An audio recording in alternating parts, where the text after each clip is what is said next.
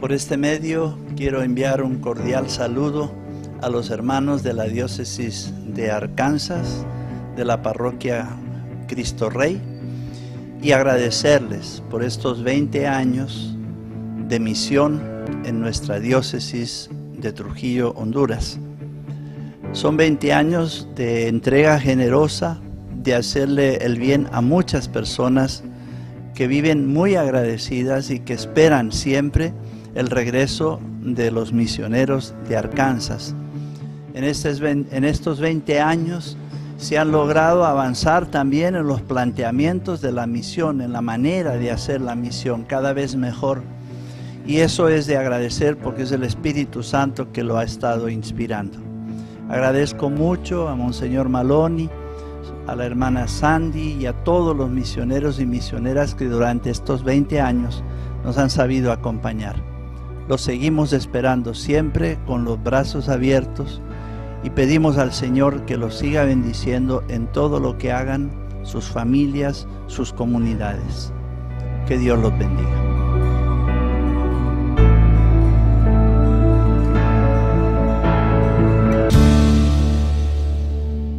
The Holy Spirit gave me the right words to say, and he said, and I told him, Don, you're going to start a mission to South America or to Honduras, someplace that we can touch the hearts and the minds and the bodies of people and help them. And since he was a doctor, that was going to be a natural for him.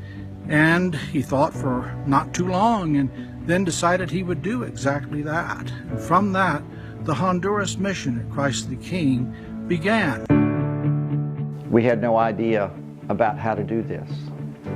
So it's obvious that this is not about us. It's not about what man has done. It's not about what any of us has done. It's about answering the call and the idea that had God placed in our hearts to do this and to answer his call to help people in need. Tim Dolan went to Honduras. He knew I was looking for a place for a mission. And he called me one day and said, you have to come to Trujillo, Honduras. This is one of the most wonderful places that I have been. And this orphanage is one of the most godly places I have been. I did not realize how much need there was until I was going through their hospital one day, or what they called a hospital, which in our country, you wouldn't have wanted to take your animals there. They had no adequate emergency room. They had no place for an ambulance to drive up to a door. They had no doors on their openings into the hospital. They had no window, they had no glass in the windows. And they had no doors on the operating room or on the obstetric room for delivery. It was something out of antiquity. And in the 90s, this seemed almost impossible to me. And as I brought that video back, we could not deny that we were needed, that people had great needs there beyond anything that we could envision. Well, to me, I think God is the most important part of the mission. I always have focused on evangelization as the most important thing we as missionaries do there to build up the Catholic Church and to support it. And it's long-lasting. It's something that, not just putting a Band-Aid on a cut, or it's a long-lasting thing that will continue after we leave the area.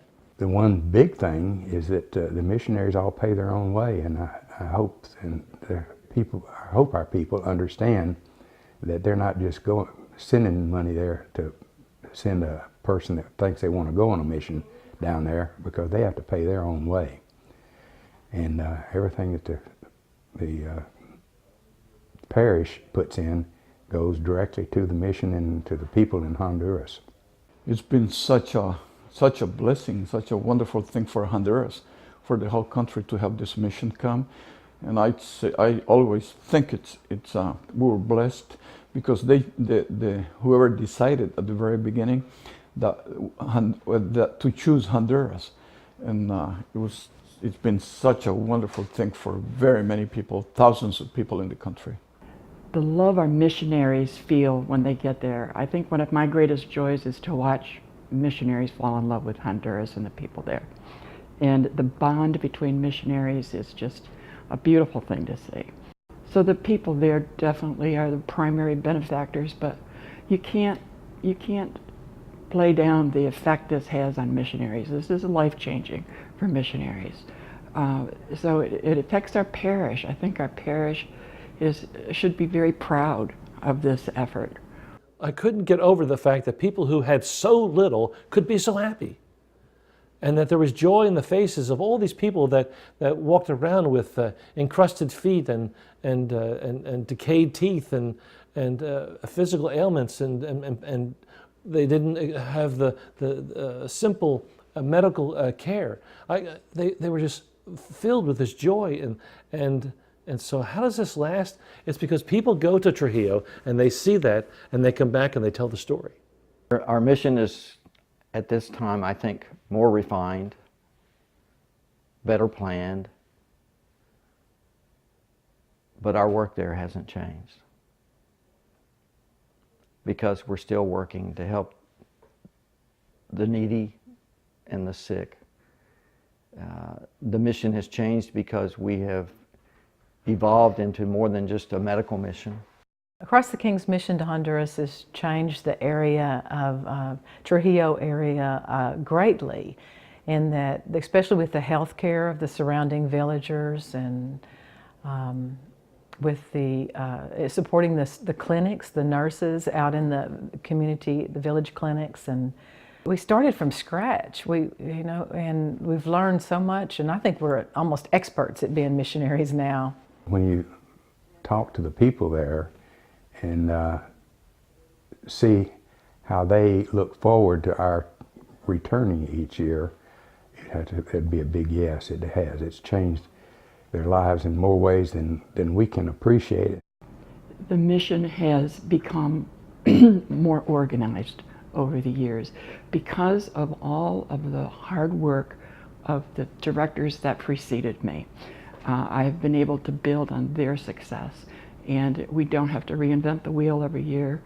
Our mission has grown in scope. In 2003, we started adding schools. We now support 11 schools. We've built churches. There are over 10 churches that we feel are our churches in the Trujillo area. And the love of the parish for this mission. I mean, we have been going there now 19 years, and through some of the worst economic times in the history of our country, and our parish has never let us down financially. We've always made our budget. It's just a miracle every year how much those men can accomplish in one short week. They go down there to finish out one church, and they end up doing two. It's just a miracle how much can be accomplished in 8 days. Now, for 20 years then, we have been ministering to thousands and thousands of people, 5,000 to 6,000 people every year in Honduras. And it's because those cogs went around by everybody doing what they could do. I'm very, very proud of Cross the King Parish for supporting this mission year after year, financially and with prayers and by sending missionaries. And it's a difficult thing to do, to keep a mission going for many years, and this one just keeps growing stronger and stronger. And I'm just very thankful to everyone who's donated any money or supplies or prayers or in any way contributed to keeping the mission going all these years. And we just hope it continues and that each person gets to go that wants to go. This mission has brought me so much closer to my God, and I see the Holy Spirit at work all the time. I mean, this is definitely God's mission. It's not our mission. What I think of Christ the King, when I think of the mission, I think of brings hope to our country, to our people. Friendship, many friends. I just think of the mission as many friends that come to help us.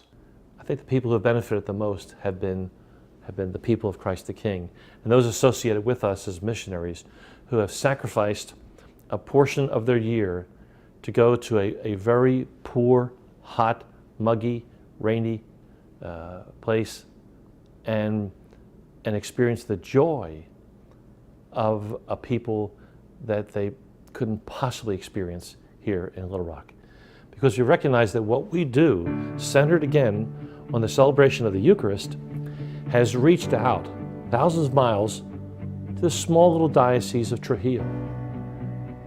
And for 20 years, our parish has been visible and visibly present to the people of Trujillo. And so my hope is that as long as it is humanly possible, and it's really only by the grace of God, of course, but as long as it is possible, that this mission would never end.